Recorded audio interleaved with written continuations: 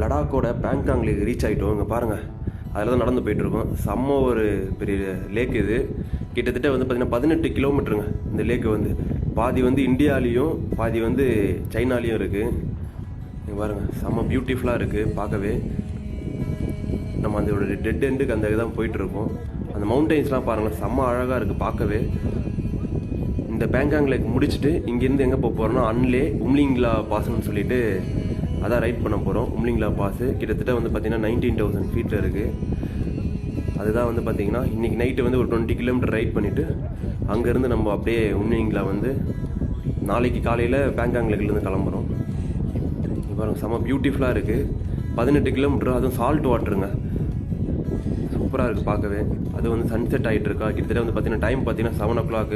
இங்கே லடாக்கில் வந்து பார்த்திங்கன்னா உங்களுக்கு மோஸ்ட்லி வந்து 7:20 அந்த மாதிரி டைமில் தான் வந்து பார்த்திங்கன்னா உங்களுக்கு இதுவாகும்.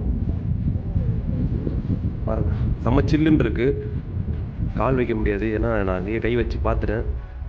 தண்ணி செம்ம ஒரு சில்னஸ்ங்க.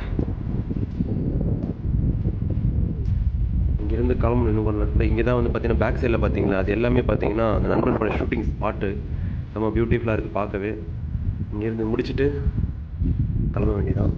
கொஞ்சம் சில்னஸ் ஆகிடுச்சு தெரியுது.